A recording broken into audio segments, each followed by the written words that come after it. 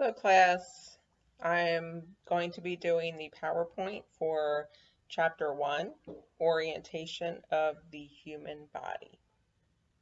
It starts in your Anatomy and Physiology textbook. We'll be starting with Chapter 1. Two very important definitions that you need to know are anatomy and physiology.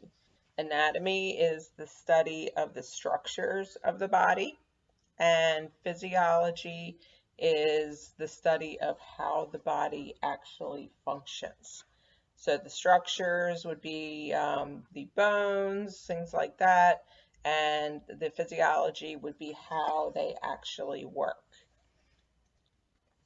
If you move on to page 4, you will see how the organization of the body is made. So it starts from very tiny molecules, very tiny things called atoms, which are single.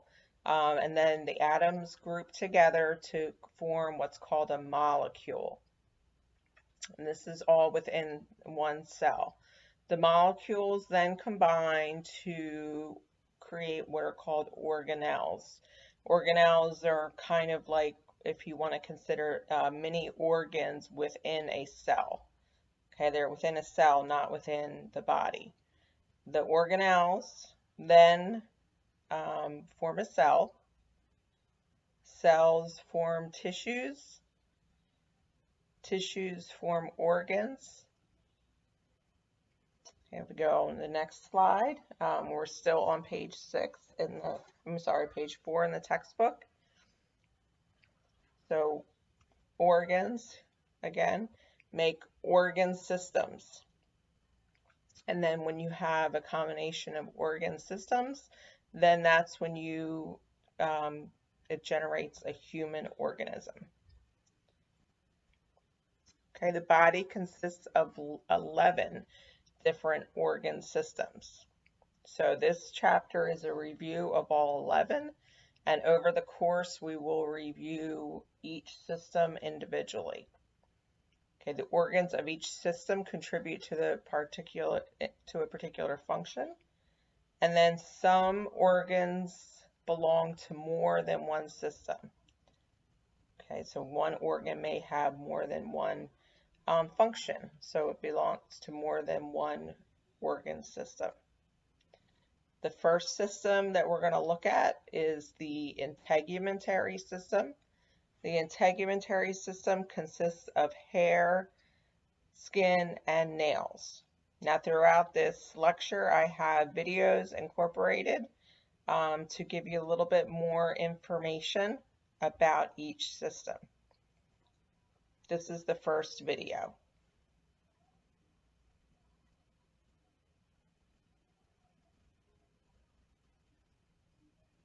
Hey everyone, it's Sarah with RegisteredNurseRN.com, and today we're going to go over a teaching series for anatomy and physiology, specifically the integumentary system, also known as the skin system.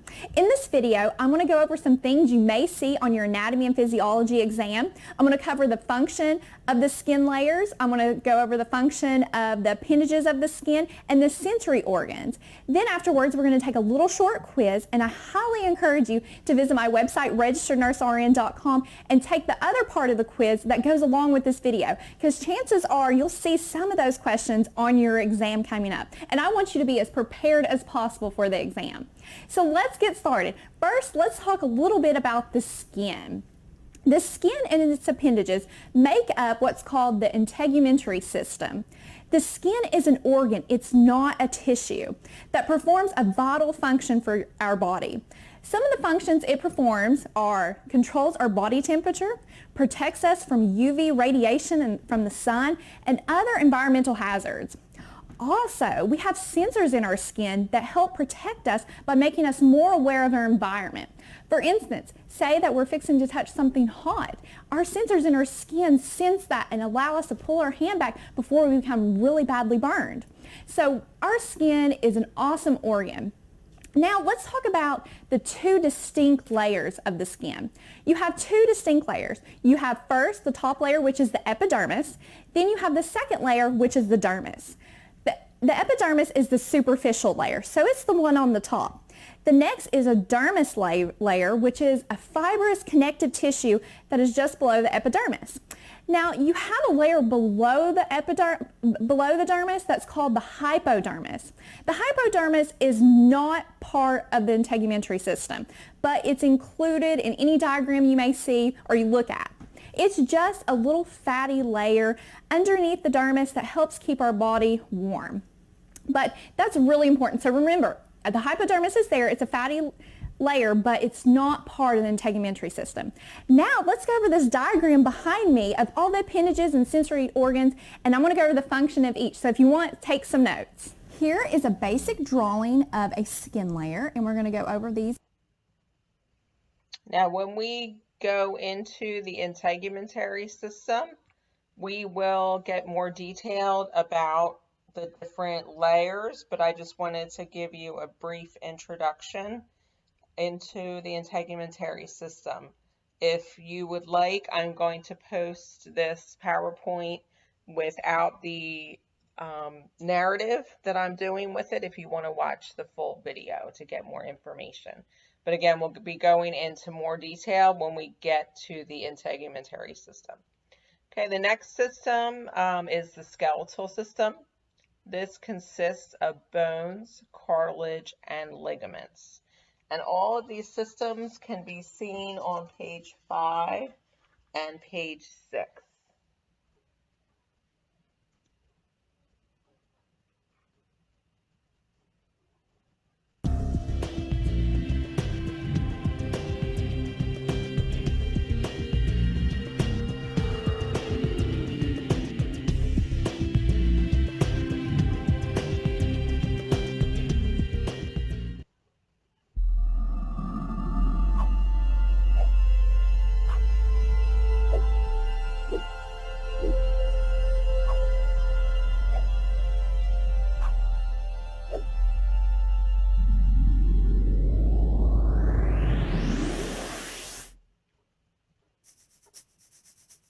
The skeletal system includes all the bones of the body, plus the joints where they attach to each other.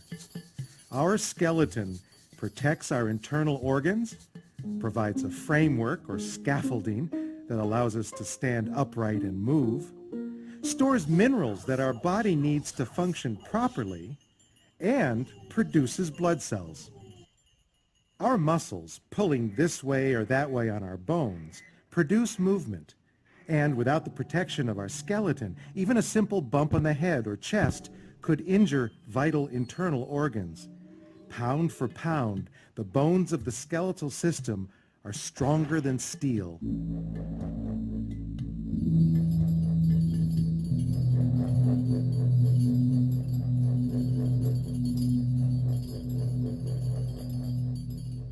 The skeletal system is made up of 206 different bones, which come in 4 basic shapes. Long bones, such as the femur. Short bones, like the wrist and ankle bones. Flat bones, such as those in the skull or scapula. And irregular bones, like the vertebrae. There are 2 types of bone tissue. Compact bone, which is dense, smooth, and very strong, and cancellous bone, which is spongy and lightweight. Both types of bone tissue contain living cells, which help make repairs if a bone is injured or broken. A typical long bone has a main shaft called the diaphysis, composed of compact bone, and 2 ends called epiphyses, composed of cancellous bone. The main shaft is covered with a membrane of living cells called periosteum, to which muscles and tendons attach themselves. Inside the main shaft is a cavity called the medullary cavity, which contains bone marrow. Bone marrow stores fat, produces blood cells, and plays an important part in the body's immune system.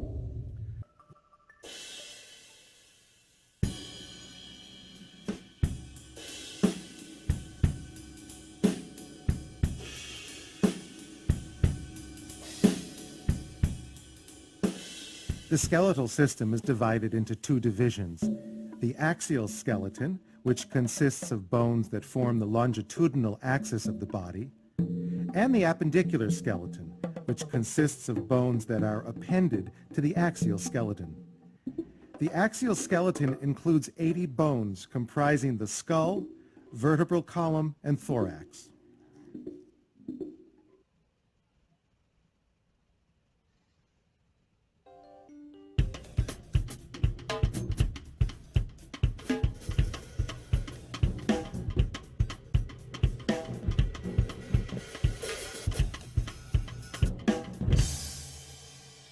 The appendicular skeleton consists of the bones of the shoulders, upper extremities, hips, and lower extremities. The bones of the upper extremities, or arms, are connected to the axial skeleton via the shoulder girdle. This consists of the scapula, or shoulder blade, and the clavicle, or collarbone.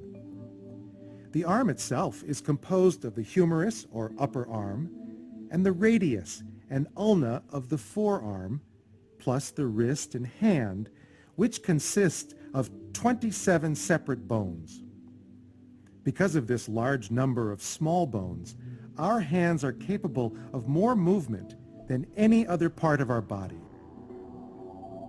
The bones of the lower extremities, or legs, are connected to the axial skeleton via the pelvic girdle, which is formed by the two hip bones. It protects the bladder, reproductive organs, lower colon, and rectum. In the male, the pubic arch of the pelvis is less than 90 degrees wide. In the female, greater than 90 degrees. This difference in width is necessary for the female pelvis to accommodate childbirth. The longest, heaviest, and strongest bone in the body is the femur, commonly called the thigh bone. At one end, it is connected to the pelvis, and at the other end to the lower leg, which is made up of the tibia, or shin bone, and fibula. The tibia bears all of our body's weight. The fibula bears no weight at all. The patella, or kneecap, is a large bone between the femur and fibula. It protects the knee joint and tendons that form the knee. The bones of the ankle and foot must carry all of our body weight as we stand, walk, or run, and the 26 bones and 33 joints that make up our ankle and foot enable it to do just that.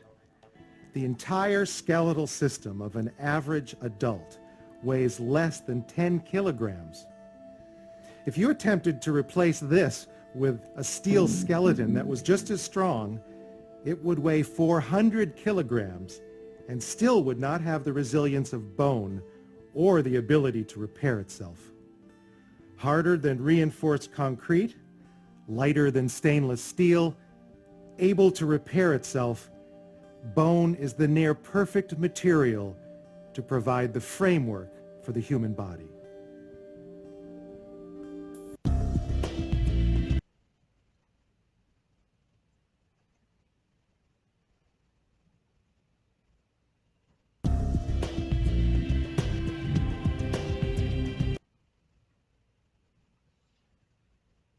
Okay, the next one is the muscular system. Okay, now these videos that I've included in this are to help you get a better visual idea about the muscular systems. The systems in general, I'm sorry, you do not need to memorize the information in the video. They are just to give you additional support to help you remember the systems. And we will be going over these again when we meet in class.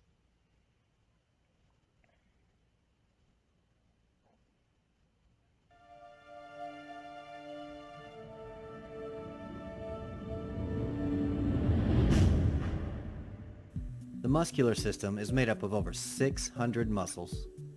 While we won't be covering all 600 individual muscles in this overview video, we will be discussing the main functions of the muscular system, the 5 major properties, the 5 types of muscle movements, 3 types of muscles, and how all of this works together to make up what we know as the muscular system.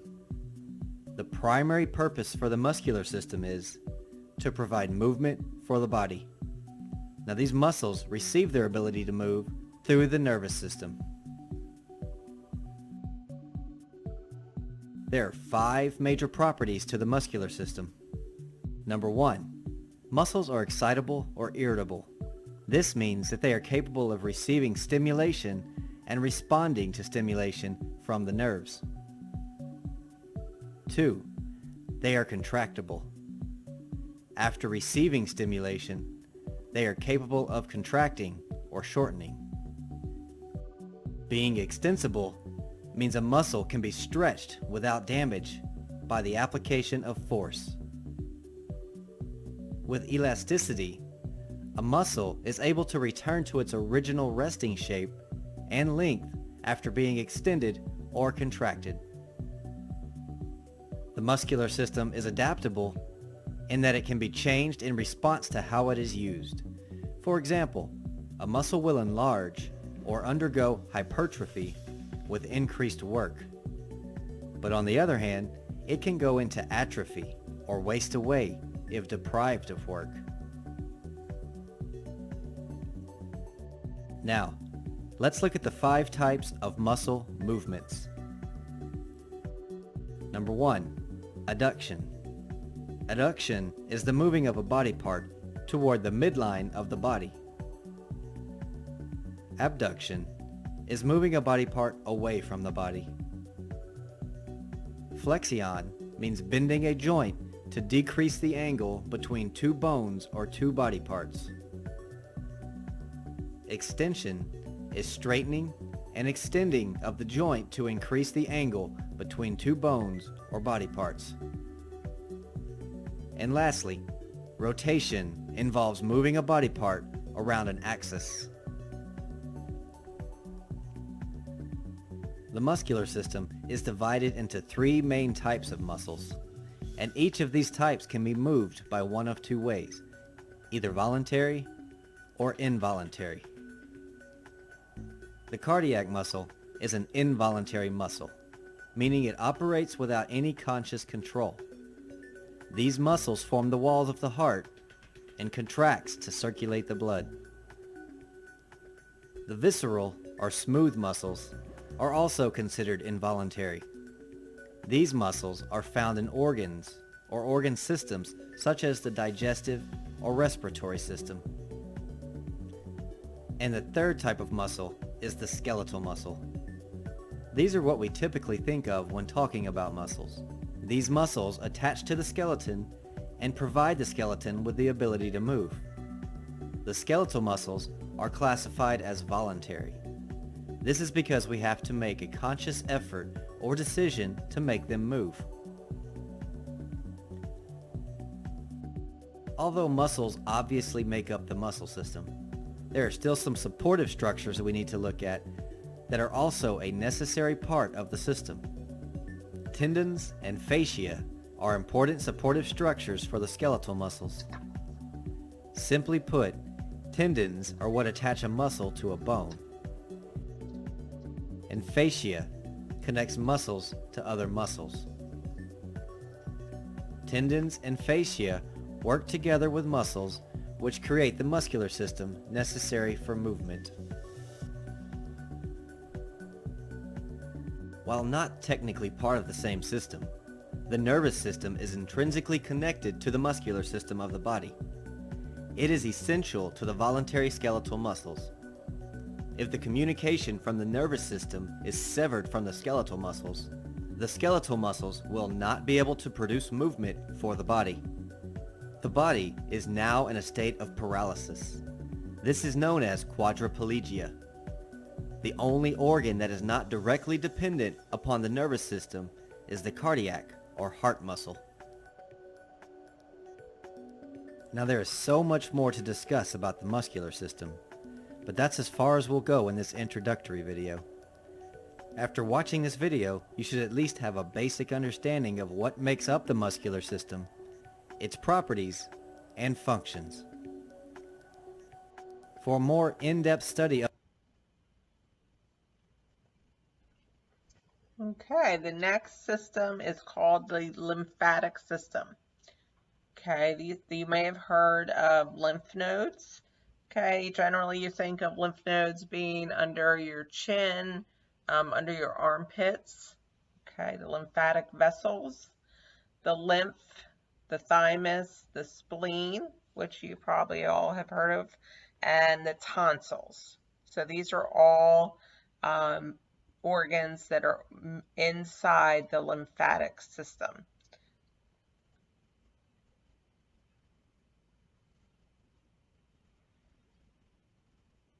In a nutshell, the lymphatic system is a drainage system that removes excess fluid from body tissues and returns it to the bloodstream. It's actually a subsystem of both the circulatory and immune system. The major purpose of the circulatory system is to bring oxygen and nutrients to body tissues and remove wastes. This exchange happens in the smallest blood vessels called the capillaries.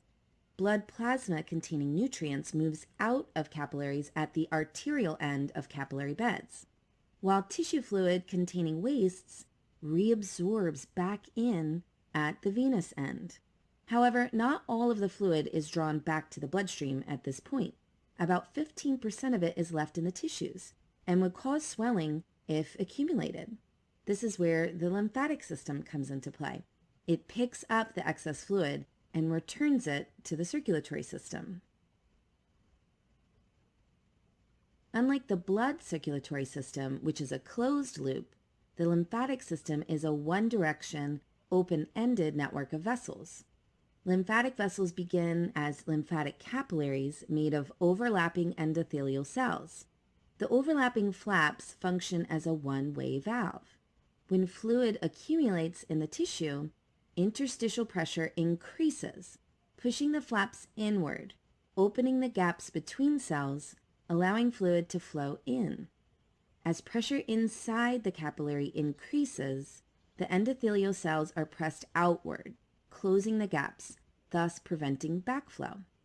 Unlike blood capillaries, the gaps in lymphatic capillaries are so large that they allow bacteria, immune cells such as macrophages, and other large particles to enter. This makes the lymphatic system a useful way for large particles to reach the bloodstream. It is used, for example, for dietary fat absorption in the intestine. Once inside lymphatic vessels, the recovered fluid is called lymph. Lymph flow is enabled by the same forces that facilitate blood flow in the veins. It goes from lymphatic capillaries to larger and larger lymphatic vessels and eventually drains into the bloodstream via the subclavian veins. On the way, it passes through a number of lymph nodes, which serve as filters, cleansing the fluid before it reaches the bloodstream. Lymph nodes are small bean-shaped structures scattered throughout the lymphatic network. They are most prominent in the areas where the vessels converge. Lymph nodes contain macrophages and dendritic cells that directly swallow up any pathogens, such as bacteria or viruses that may have been taken up from an infected tissue.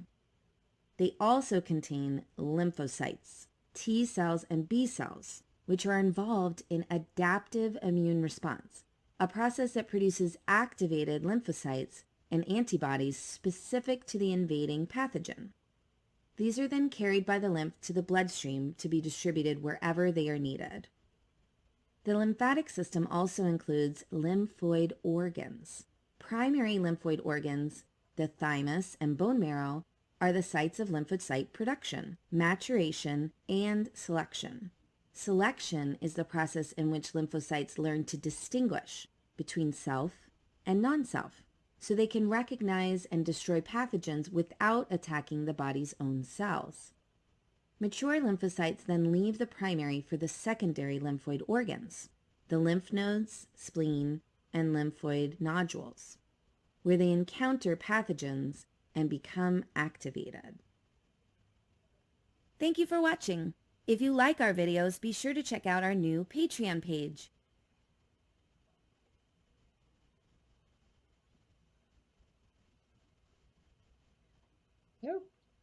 Okay, the next system is the respiratory system. You're all probably familiar with some areas of the respiratory system. The nose, the pharynx, the larynx, the trachea, the bronchi, and the lungs. These are all make up the respiratory system. You have an upper respiratory system and a lower respiratory system.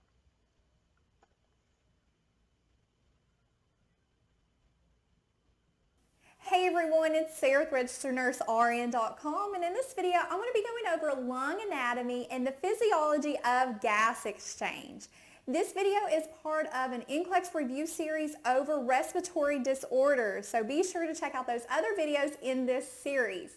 And as always, over here on the side and in the description below, you can access the quiz and the notes that go along with this lecture. So let's get started. First, let's start out talking about the role of the lungs. What do the lungs do? The lungs remove carbon dioxide from our body, and it does this by exhaling. And carbon dioxide is a waste product from metabolism, and it replenishes the body with fresh oxygen. And it does this by whenever we inhale. Whenever we breathe in, we're taking in oxygen. It's going to go down through our lungs, and here in a second you'll see how that oxygen is transported to those red blood cells to replenish your body.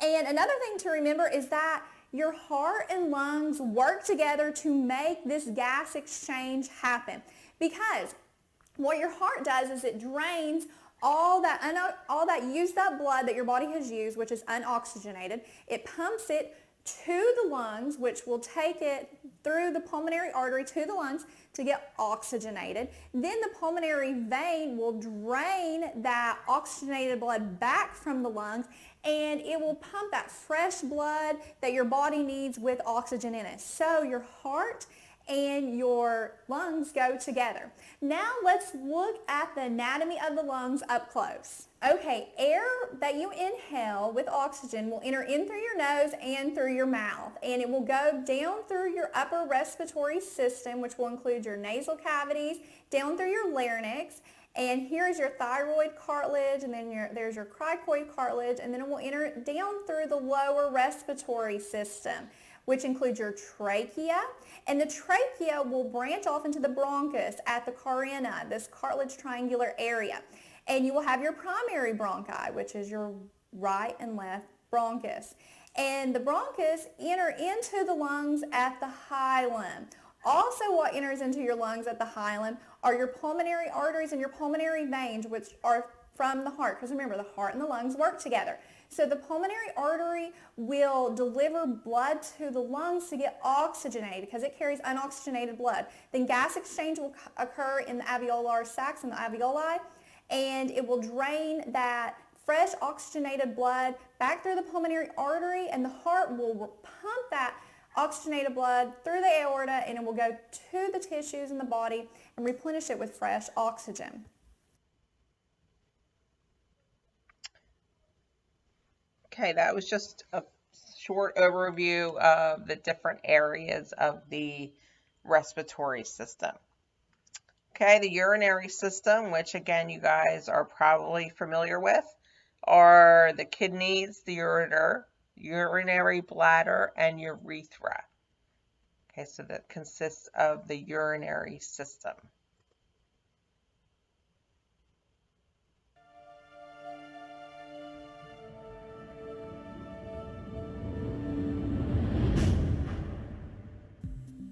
The urinary or excretory system is another system by which the body rids itself of unwanted toxins or waste. Basically, the urinary system's main purpose is to maintain the body's homeostasis. In other words, its main function is to maintain the body's acid-base balance. It's important to know the human organism was meant to stay healthy, and systems such as the urinary, digestive, skin, and other vital organ systems were created for that purpose. They are designed to keep the body healthy and able to withstand diseases. But if the load of toxins and or waste is greater than what these systems can handle, guess what happens? You can learn more about this by watching CTE Skills Introduction to the Cell and see how disease is created. In this introductory video on the urinary system, however, we'll just be taking a look at the purpose of the urinary system, the structures that make it up, the functions of each, and how they work together to maintain balance in the body. The urinary system, much like the integumentary system, doesn't have many parts, but they are truly essential to the survival of the human organism. Let's take a look at the basic anatomical structures of the urinary system. They are 2 kidneys, 2 ureters, 1 bladder, 1 urethra, and the urethra meatus. Now the 2 kidneys are bean-shaped in appearance. They are located on either side of the vertebral column behind the upper part of the abdominal cavity. The kidneys are protected by the ribs and a heavy cushion of fat called the adipose capsule. They are literally suspended in the body, meaning unattached to any other major organ. They pretty much stay up by themselves. And for this reason, kidney punching in boxing is illegal. Each kidney is divided into 2 main sections, the cortex and... Okay, that just gives you a little overview. Again, that video goes more in depth, which is something we will be doing later on in the term, but right now it just a brief overview is sufficient. Okay, the nervous system. This system includes the brain, the spinal cord, and the sense organs. There's 2 areas of the nervous system. There's a central nervous system, which consists of the brain and the spinal cord, and then there's the peripheral nervous system.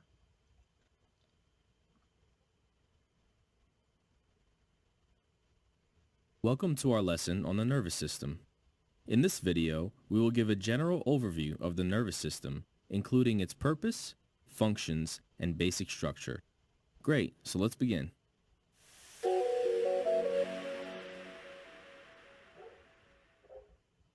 The nervous system is the control center for the body. It regulates all other body systems. It is the source of our thinking, movement, emotions, and it makes us unique as individuals. In order to do this, the nervous system has 3 major functions. First, it provides us with all of our integrated functions, including our consciousness and our cognitive decision-making abilities. It also provides our sensory functions, such as taste, touch, and sight, which allow us to respond to stimuli in our daily lives. There are 2 types of stimuli: an internal stimulus, which is a trigger that occurs inside the body, such as a viral infection, and an external stimulus, which is a trigger that occurs outside the body, such as changes in the environment. The last major function of the nervous system includes our basic motor function, which is our ability to move. These functions of the nervous system, along with other body systems, help the body to maintain homeostasis and balance. Homeostasis is crucial to our ability to live long and healthy lives. For example, the average body temperature is 98.6 degrees Fahrenheit. And if this temperature goes either above or below the average, then we become at risk for illness. To stop this from happening, the nervous system helps to regulate our body temperature and thus maintain balance. At this point, let's talk a bit about the basic structure of the nervous system so that you're familiar with what's to come. The structure of the nervous system encompasses various divisions. The 2 primary divisions are the central nervous system and the peripheral nervous system. The central nervous system includes the brain and the spinal cord, and the peripheral nervous system includes a complex network of nerves that span the entire body. Finally, the nerve cell, also known as a neuron, is the basic building block for all nervous system structures. This concludes our nervous system overview. Thank you for watching.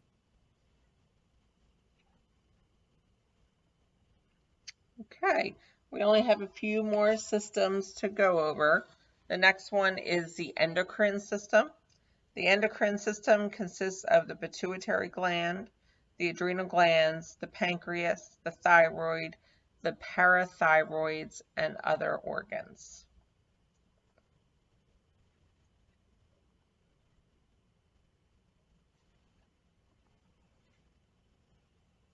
we're going to be talking about the endocrine system. What is the endocrine system?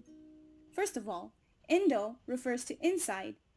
Crine means to secrete. The endocrine system regulates body activities in order to maintain homeostasis. We have many endocrine glands throughout our body, and they secrete hormones. Hormone means to urge or excite, and that is exactly what they do.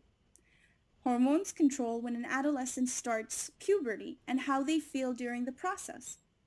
Hormones determine how you handle stress, how you react to an emergency, and every single mood that affects you. On top of all of that, hormones influence whether you feel hungry or full, how you use the food you eat, and whether or not you are fat or thin. There are two types of glands, exocrine glands and endocrine glands. Exocrine glands have ducts that secrete chemicals such as saliva or sweat. On the other hand, endocrine glands are ductless and they secrete hormones directly into the bloodstream. We will start with the hypothalamus, the master control gland. Okay, the next system is the circulatory system. I'm certain you all are familiar with this. You've heard of the heart, arteries, veins, and you may have heard of capillaries. So these are all the things that make up the circulatory system.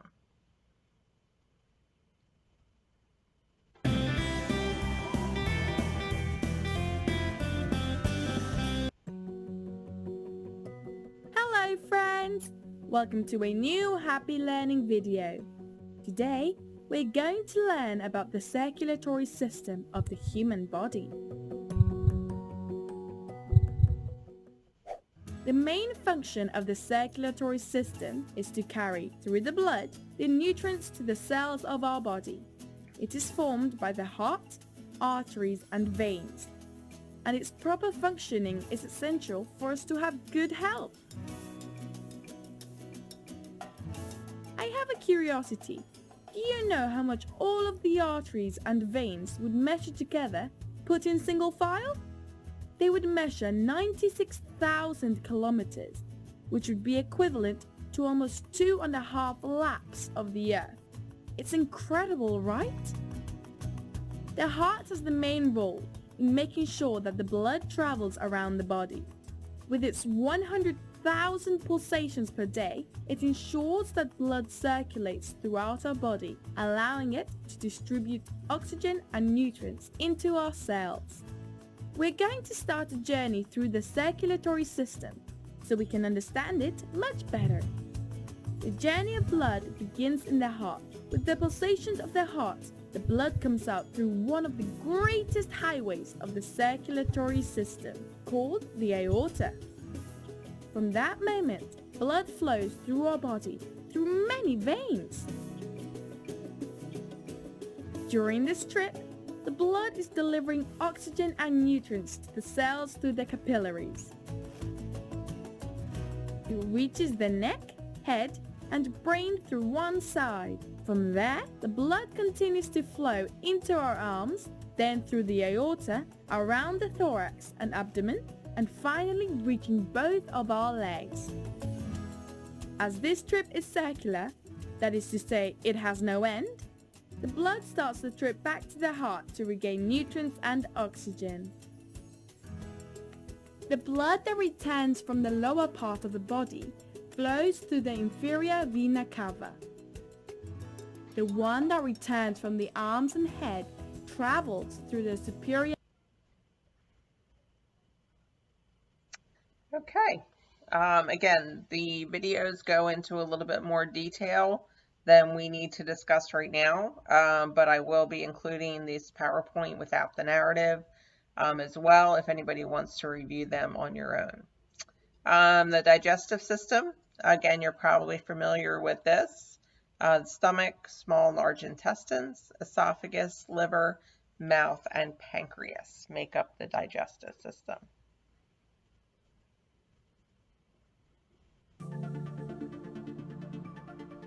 The human digestive system is very complex and has evolved over millions of years. It basically consists of the rectum, the large intestine, the small intestine, the pancreas, the stomach, also called gaster and ventriculus, and the liver with the gallbladder. The esophagus is also part of this system, as well as various salivary glands near the mouth.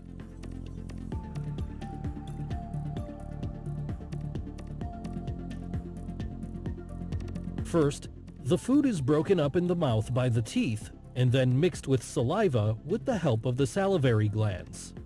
Saliva contains a digestive enzyme called amylase that already begins to digest carbohydrates in the mouth. It splits carbohydrates into smaller units.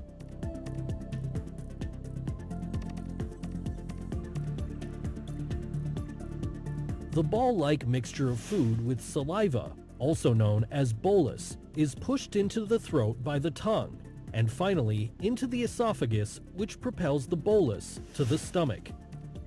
The esophageal lumen, that is, the opening inside the esophagus, is very flexible, which allows boluses of different sizes to be transported. The esophagus consists of several layers. These layers occur throughout the entire digestive tract.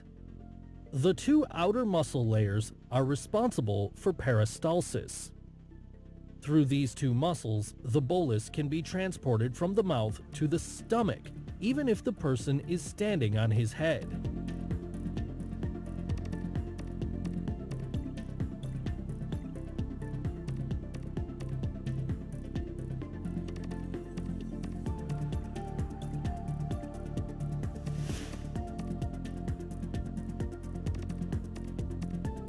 The stomach is often divided into 6 areas. The stomach is composed of a similar structure to the esophagus. It has a longitudinal muscle layer on the outside. Underneath, we can find circular muscle fibers. In addition to this, there is an oblique muscle layer overlaying the mucosa. On the inside, there are rugae that allow the stomach to enlarge when food is consumed. The stomach wall contains gastric glands. They produce mucus, which is able to protect the stomach wall from the secreted gastric acid. Gastric acid is produced by simply smelling or seeing food, but also spices, and the stretching of the stomach causes the secretion, that is, the release of gastric acid.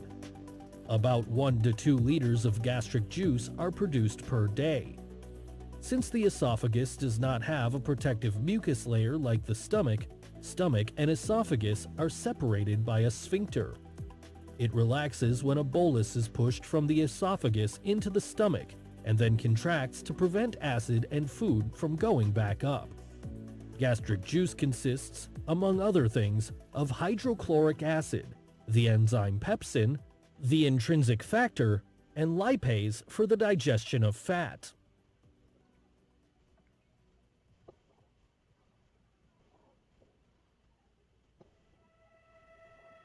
In addition to nutrients, food also contains bacteria that can damage the body.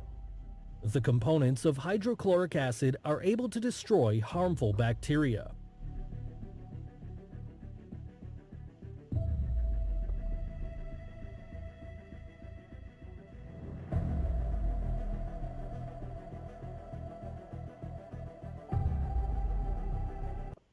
Okay, I'm going to stop this video there because again it goes into a little bit more in depth than we need to at this point. But you can see that there's the different parts of the digestive system. Okay, then the last systems are the male and the female reproductive systems.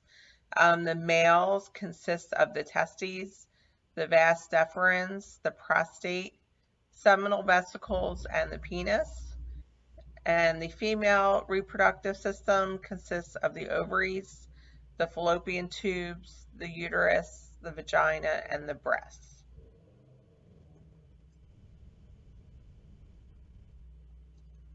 Professor Dave here. Let's reproduce. He knows a lot about the science stuff. Professor Dave explains. At this point, we've learned about all of the major systems in the human body, and we hopefully have a much clearer picture about how the body functions as a whole. But one thing we haven't talked about yet is how humans make more humans. Thousands of people are born every day, so how does that work on the anatomical level? Of course, most of us have had a pretty solid idea about this process since adolescence, as this activity is intimately tied to the sex drive that begins to take hold at that time. But let's take a look at the reproductive system the same way that we've looked at all the others, so that we can better understand these incredible organs and their functions. When examining the reproductive system, the first things to mention are the primary sex organs. These are also known as gonads, and the interesting thing with these is that unlike the lungs or the heart or the liver or the stomach, which are all found in every human, these are organs which depend on the sex of the person. The male gonads are called the testes, and the female gonads are called the ovaries. The purpose of the gonads is to secrete several different sex hormones and also to produce sex cells, which are called gametes. We may recall from the biology series that gametes are haploid cells that are the products of meiosis, rather than the diploid cells all around the rest of the body, which are the products of mitosis. We talked about these processes at great length, so if you'd like to review them now, check out those tutorials for a refresher.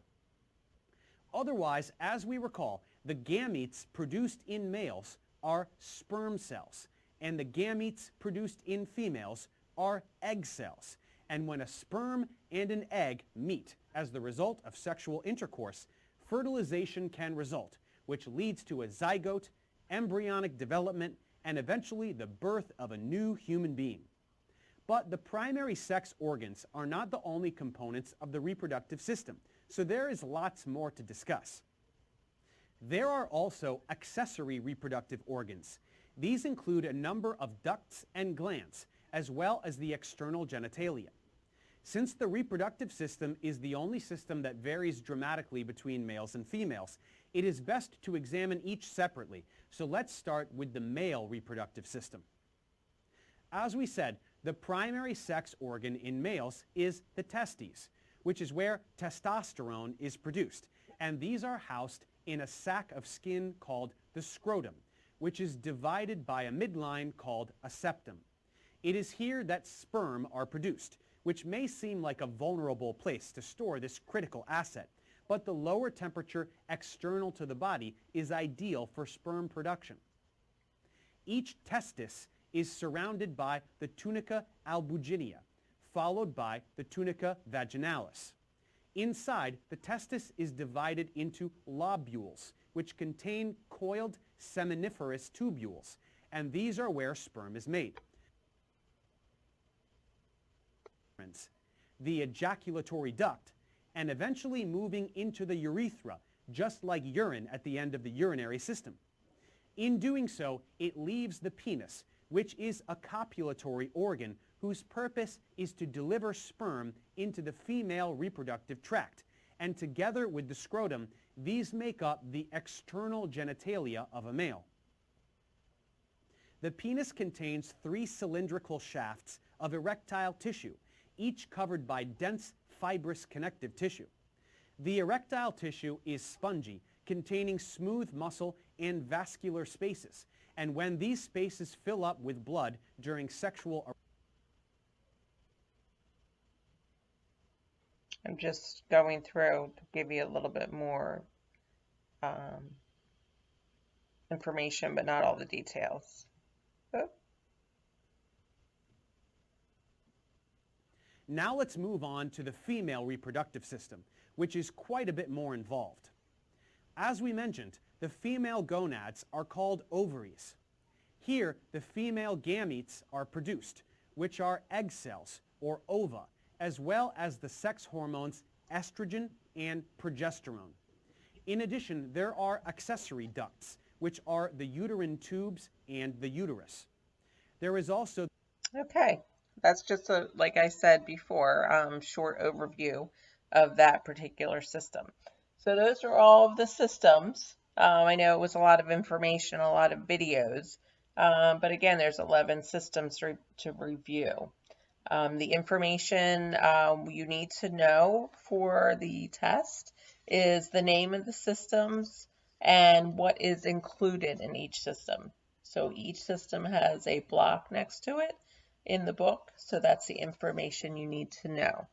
And again, we will review that in further detail when we meet in class online. Okay, let me see here. Okay, the next section we're talking about is called anatomical terms. And these are terms that we use to discuss the directional references of the body. Okay, and these are grouped in certain areas such as right to left, up and down. Okay, so on page 7, it says these terms are crucial for navigating around the body. Okay, so you need to know them. It says because the body is three-dimensional, there's a number of different reference terms that you need to know. Okay, if you look at the very top of this, it says midline. You can see there's a line down the center of her body. So that's the midline. If you're facing when you're facing the patient, you always want to make sure that you're looking from the patient's point of view, not yours. So this is the patient's right, and this is the patient's left. You're not looking at your right and your left. You're always going to document from the patient's right and the patient's left. Okay, you can see medial is more towards the midline, and lateral is away from the midline. Proximal, okay, this refers to a point that is closer to the origin or the central part of the body, and distal refers to a point that is farthest or further away from the body. Okay, if you look on page 7 under fast facts in the green box, it says all terms are based on the body being in the anatomical position. Okay, the anatomical position is standing erect, arms at the sides with face and palms and feet facing forward. Okay, keep in mind too that the terms right and left also refer to the patient's right and left, okay, which we just discussed.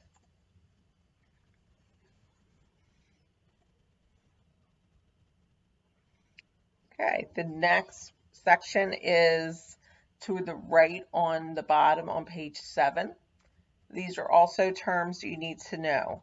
The first is superior and inferior.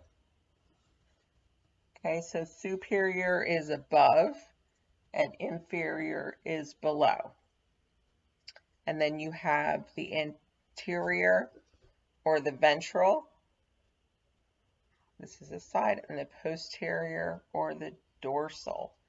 So the anterior or the ventral is towards the front of the body, and the posterior or the dorsal is towards the back of the body. If you've ever heard of a dorsal fin, you always see that on the back of like a dolphin or a shark, some type of fish or water mammal. Okay, you also have on the bottom it says superficial, that is at or near the body's surface. Okay, so if you've ever heard of like a superficial burn or superficial abrasion, that's what that means. If you have something that says is considered deep, it's away from the body's center. So if you ever heard of a deep tissue injury, that is away. It's deeper inside the body.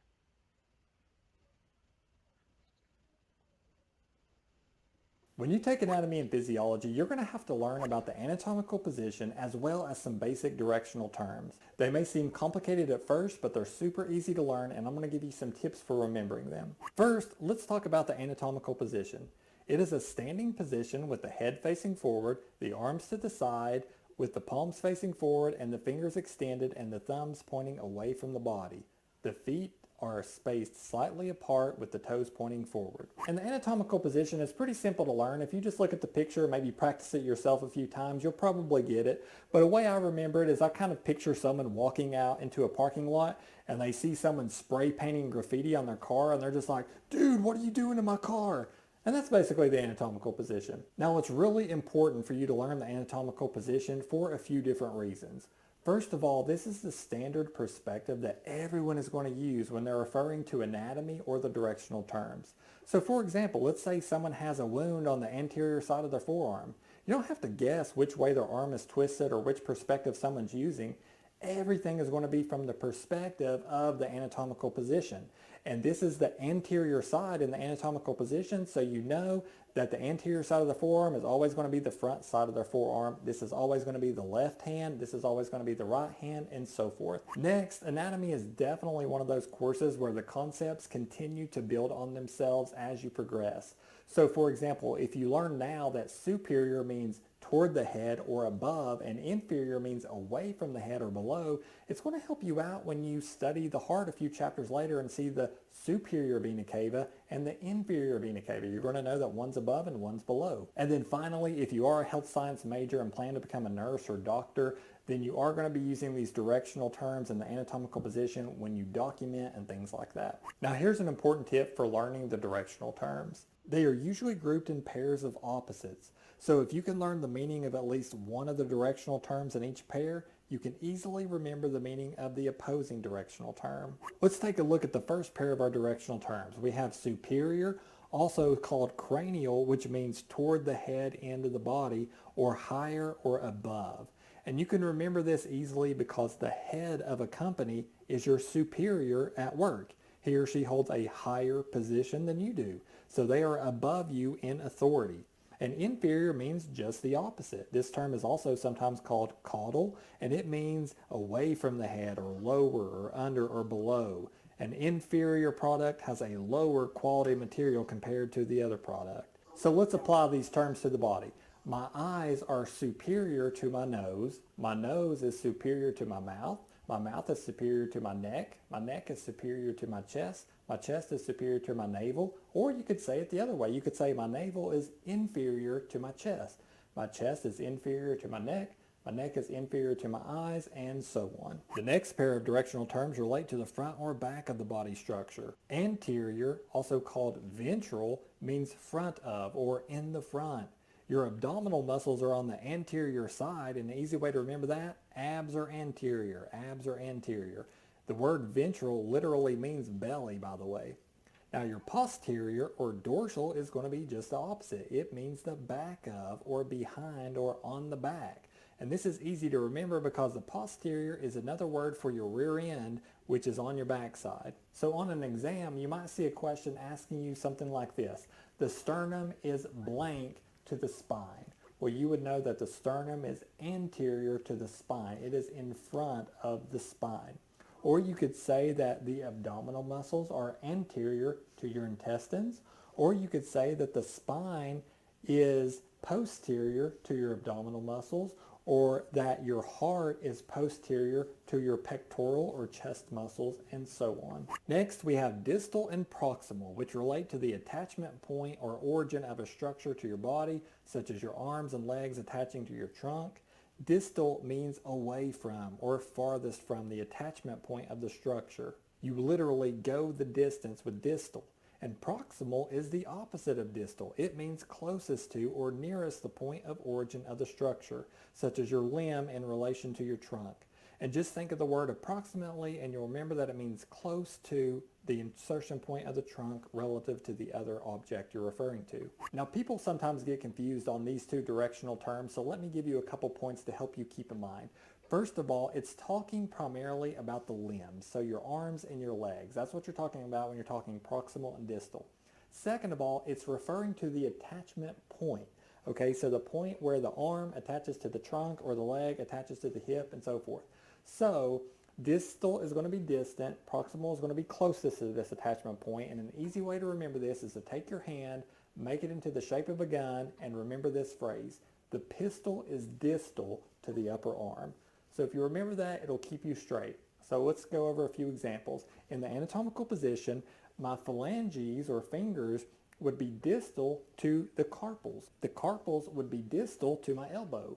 My elbow would be distal to my upper arm. Or you could say it the other way. You could say my upper arm is proximal or closest to this attachment point compared to my elbow. Or my elbow is proximal to my wrist. Or my wrist is proximal to my phalanges or fingers. The next pair of directional terms refer to the position of a structure relative to the body's surface. These are easy to remember because they are common words that we all use. Superficial or external means nearest to the surface or outside of the body. In fact, if you take letters from the word superficial, you can actually spell surface. If a person is superficial, it means they only care about outside appearances. They only care about the surface of something. Deep or internal means just the opposite. It is away from the outside of the body, away from the surface. A deep wound is going to penetrate far below the surface of the skin. As you can see in this image, the liver is deep to the rib cage. The skin is superficial to the liver. The heart is also deep to the rib cage, or the bones would be deep to the skin, or the skin would be superficial to the muscle or superficial to the bone. Finally, we have terms that refer to a structure's location relative to the midline of the body. Medial means toward the midline of the body, and that's easy to remember because medial sounds a lot like middle, and that's exactly what it's talking about. A structure is toward the middle of the body, and lateral means away from the body's midline. And lateral is easy to remember because a popular exercise to work out your shoulder muscles is something called lateral raises, where you take the weights and you literally lift them away from the middle of the body. And the word intermediate means between two structures. So the humerus, or the bone in the upper part of the arm, would be lateral to the sternum, which is more toward the midline of the body, or the sternum would be medial to the humerus, or your knee would be intermediate between the ankle and the hip. Okay, so that wraps up this video on the anatomical position. Okay, then there's body planes. Okay, if you look on page 8, you have different body planes. You divide the sagittal body plane, you divide the body lengthwise into right and left sides. Okay. The mid-sagittal plane is the plane that's exactly at the midline. Okay, one of the ways I remember sagittal is that there's two T's. So if I make a line right there, it separates the T's. So it makes it right and left sides. Transverse. Okay, transverse planes divides the body horizontally. Okay, it divides it into a superior and inferior portion. Okay, so that's going through it. Superior portion, inferior portion. And then the frontal plane. Okay, the frontal plane divides the body lengthwise into anterior and posterior portions. Okay, so if you want to think of this as if you have maybe a head of lettuce that you're cutting in half, you're cutting into front side and a back side. Okay, so you're cutting it into an anterior and a posterior section.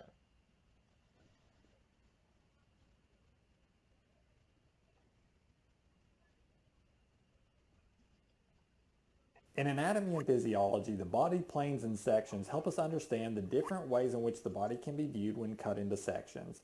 This is something many healthcare professionals use, for example, when analyzing images from an MRI machine or other type of imaging device. When thinking of a body plane, picture an imaginary flat surface resembling a glass rectangle which divides the body into two portions. Now there are 4 major types of body planes that you need to know for most of your anatomy and physiology courses, and a super easy way to remember these is to remember the acronym SOFT, which stands for sagittal, oblique, frontal, and transverse planes. 2 of these planes are vertical, running from top to bottom, and these are the sagittal and frontal planes. 1 plane is horizontal, which is the transverse plane, and the oblique planes are at odd angles. It can be any type of plane other than a vertical or horizontal plane. First, let's talk about sagittal planes. A sagittal plane runs vertically from top to bottom, and it divides the body into a left and right portion. Now this is easy to remember because on your skull you have what's called a sagittal suture, which divides it into left and right sides. And that's exactly what this plane does. It divides the body into right and left sides when viewed from the anatomical position. You can take sagittal planes a step further and add a prefix to help you identify the type of sagittal plane. For example, a mid-sagittal or median plane is a sagittal plane that perfectly divides the body down the midline. The prefix mid can remind you that it is right down the middle. A parasagittal plane is any type of sagittal plane that does not run perfectly down the midline. Next, we have oblique planes, which are planes that can literally be any type of angle other than a horizontal. Okay, you don't need to know oblique planes. And are located laterally to your Sorry. also called a horizontal plane. And this is easy to remember because it is the only plane that runs horizontally, dividing the body or structure into a top or superior and a bottom or inferior half. To remember it, let the name help you out. The prefix trans means across. Think of transatlantic airlines flying you across the Atlantic. Alternatively, you can think of the horizon, which is the horizontal boundary between the earth and the sky. And finally, we have the frontal plane, also called a coronal plane. And this is a plane that runs vertically from top to bottom, and it divides the body into a front or anterior side and a back or posterior side. Again, let the name help you out because a frontal plane will literally leave you with a front and back section. Now, to help us recap what we've just learned, I'm bringing in my friend Jane the plane. Say hello to my little friend. Okay, so if I were to take this plane and go and cut my body into upper and lower portions, what kind of plane would this be? This would be a transverse or horizontal plane. Remember, trans means across, and horizontal, think of the horizon. If I took the plane and went and cut down my body this way, creating a left and right side, what type of plane would this be? This would be a sagittal plane. Remember, the sagittal suture on your skull goes like this, and you're cutting right down that direction. Now, if it's perfectly down the middle, it's mid-sagittal or median, and if it's off-center, say like right here or right here, then that would be a parasagittal plane. Now, if I turn this way, and let's say I cut like this, and cut my body into a front and back section, what type of plane would that be? A frontal or coronal plane, because it creates that front or back section. And then if I were to create a random plane angle like this, or even like this, what type of plane would that be? It would be an oblique plane. Oblique are odd angles. Okay, Okay, the next thing we have to talk about are body cavities. Okay, body cavities, if you look on page 10 of your book, the body cavities contains spaces. The body contains spaces called cavities. These cavities house internal organs. Okay, the two major body cavities are the ventral cavities and the dorsal cavities. Okay, so if you look back here, you're going to see the dorsal cavity that has the cranial cavity and the spinal cavity. Okay, or within these two cavities. Now the diaphragm is just listed there.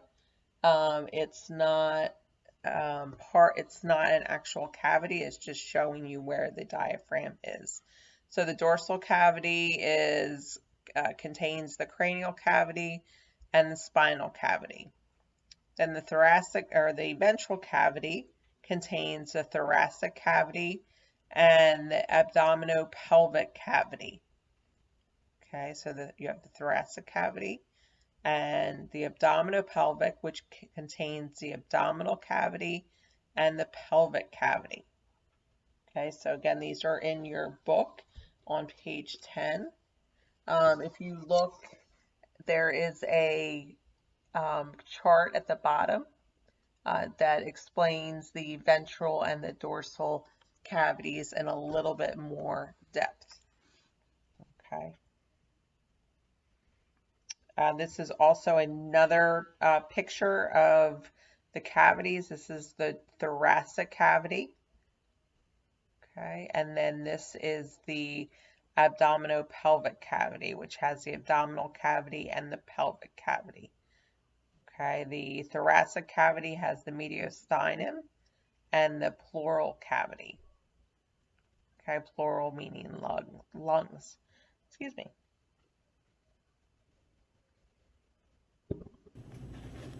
Okay, so welcome to the first A&P 1 lab video for the SUNY Orange A&P program. And we're going to go over first the anatomical directional terms. And I want to remind you that when you're applying these directional terms, you are applying them in the context of the anatomical position. Okay, so we're going to start with superior and inferior. So superior meaning closer to the head end of the organism. Inferior meaning closer to the tail end or pelvic end of the organism. And remember, superior and inferior we apply really on the main body axis, not in the limbs. Okay, the next set of terms are anterior and posterior. Anterior meaning closer to the front of the organism. I'll turn the model here so we have a little better perspective. Okay, so anterior would be closer to the front of the organism.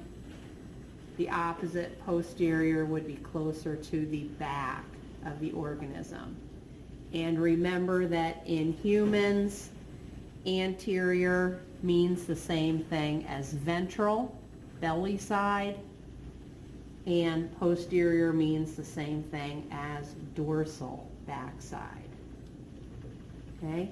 Another set of terms that we'll go over are medial and lateral. Medial, I'm going to turn back this way. Medial means closer to the midline of the body. Lateral means further from the midline, closer to the side. Okay? So this term you can use in the trunk, and same with anterior and posterior. You can use those in the trunk or in the limbs.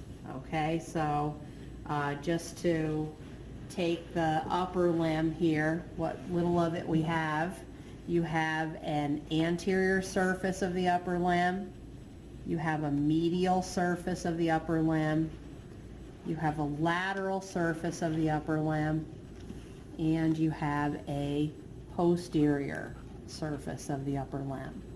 Okay, so when we get to muscles later in the semester, we'll talk about anterior compartments, posterior compartments, medial muscles, lateral muscles. So you'll hear those terms come up again. Okay, we also have the terms superficial and deep. Okay, so superficial would mean closer to the body surface. Okay, deeper would be further from the body surface. Okay, the term external means the same as superficial. The term internal means the same as deep. Okay, and last but not least, we have the terms proximal and distal. Proximal meaning closer to a point of attachment. Distal meaning further away from a point of attachment. So you can imagine the elbow out here. That would be distal to the shoulder. Okay, the shoulder would be proximal when compared to the elbow. Okay, now we're also going to talk about some planes of section. Okay, and you'll see my hand come in and out of the frame. So if we had a plane of section that was cutting the body in this direction, dividing the body into superior and inferior pieces, this would be in the transverse plane.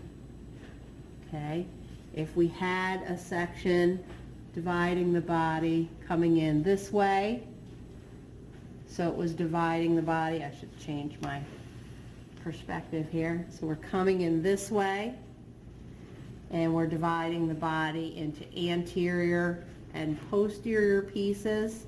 That would be the frontal plane. Okay, and then we also could have a plane that would be dividing the body into left and right pieces. That would be the sagittal plane. If that particular sagittal plane divides the body into exact left and right halves, which I hope my arm is doing here, then that would be at the median or mid-sagittal plane.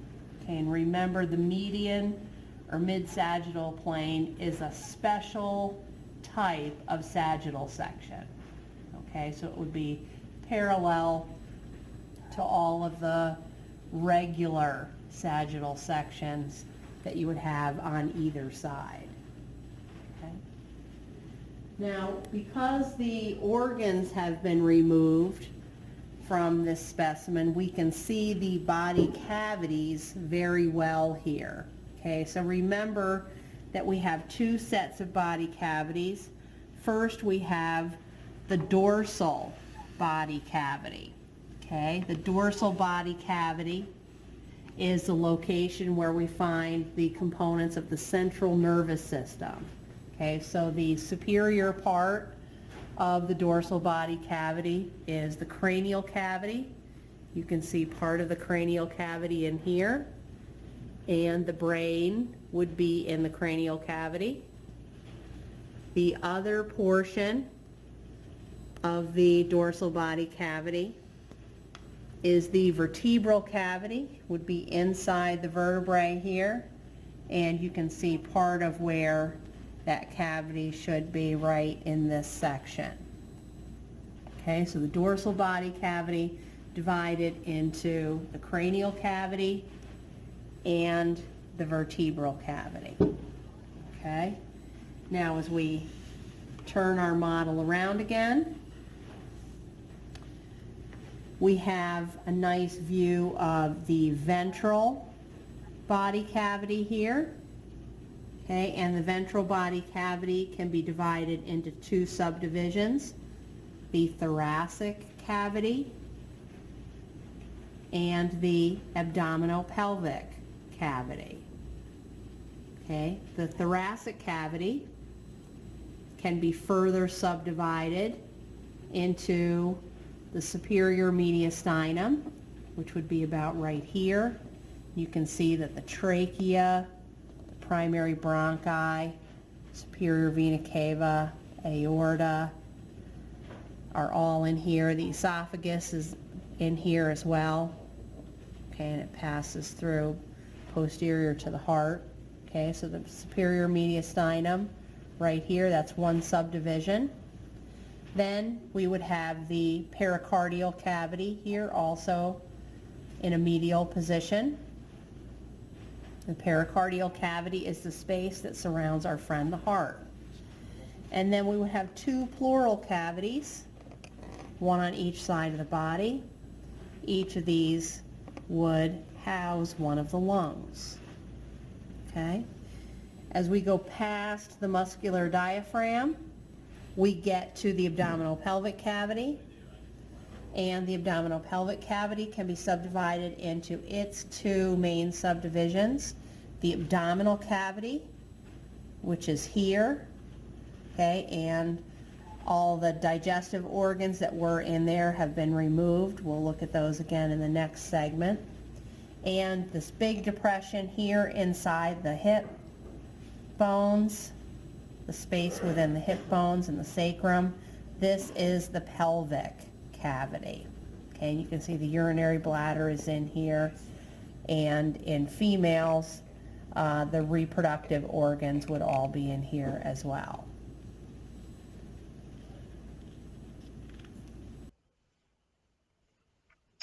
Okay, so that video kind of summed up everything we just talked about the body planes, the directional positions, and the body cavities. Okay, we only have a few more things left to cover for this chapter. The abdominal regions, okay? So there's 9 abdominal regions, okay?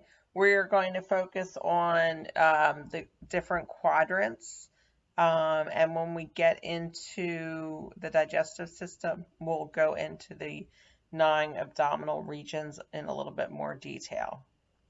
So you have 4 quadrants, and you have your right upper quadrant, and you will see it's RUQ, right upper quadrant, left upper quadrant.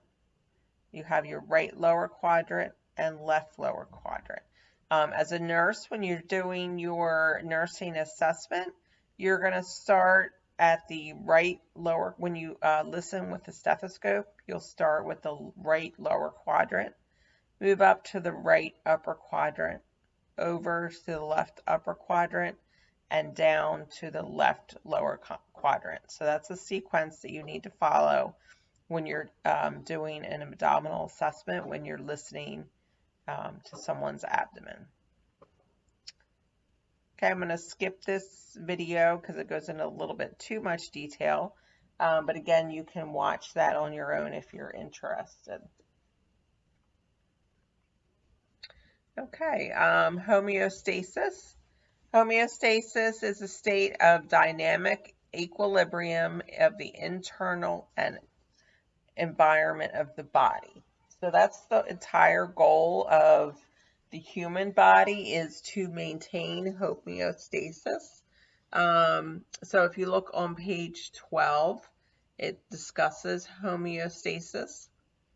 Okay, your body wants to maintain a balance, or what's called a dynamic equilibrium. Okay, so this is referring to your body temperature, the amount of hydration you have in your body. If you don't have enough fluids in your body's going to tell you that you're thirsty, so that you need to drink fluids. If you're hot, your body's going to sweat to help cool itself down. Okay, if you're hungry, your body's going to tell you, give you hunger pains, tell you that you're hungry so that you need food. Okay, the whole point of everything that happens in the body is to keep that homeostasis. When you go out of homeostasis, that's when you get illnesses, sicknesses, and can lead to death. Okay, so the body operates within a narrow range of temperatures, fluids, and chemicals. So that's all those things that you get measured. You measure someone's blood pressure, you measure their temperature, their respiratory rate. People get their lab work done to check their chemicals in their and electrolytes, fluid and electrolytes in their bodies. Okay, again, fluids. If you're dehydrated, your lips may be dry and cracked. So these are all indications that your body is outside of homeostasis. Okay. So this is the way your homeostasis in your body is regulated. So you have different areas of your body. The first one is called a receptor. Okay, a receptor inside the body that detects any kind of change from the normal. Okay, so that anything that is abnormal or out of a normal range is going to be detected by a sensor. You also have a control center. Okay, these are in the brain, okay, different areas of the body, an area of the body that receives and processes information from the receptor. And then you have an effector, and that sends signals or feedback that lets the body know what they need to do. So if you look on page 13, it has all of these things, okay? It lists 1, 2, and 3, the receptor, control center, and effector. You have 2 kinds of feedback. You have something called negative feedback. That's when the effector opposes the stimulus. Okay, so the example that they're using is if the temperature goes too low, if it's cold outside, the temperature goes too low, the receptor, which would be the thermostat in the house, tells that the temperature is falling. The control center is set at a certain range or level to keep homeostasis. When this is detected that it's gone below that point, then the furnace or the heater would come on. The furnace or the heater is the effector. Okay, the same thing if you have, say if you're cold, the temperature in your body would go down. Your skin senses the lower temperature. Area in your brain called the hypothalamus receives a message about the body temperature, and then your body starts to shiver to try to keep your body warm. That's negative feedback. Positive feedback is when the effector reinforces the stimulus. Okay, so there's two situations that are generally seen with this type of positive feedback. That is pregnancy and blood clotting are two areas where you will see the positive feedback. So the positive feedback amplifies the direction of the change.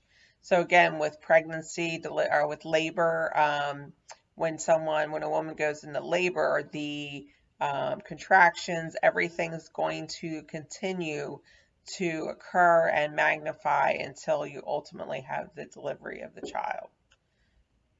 Okay, and again, this is just a review of the negative feedback, and that is the review of when the body starts to shiver.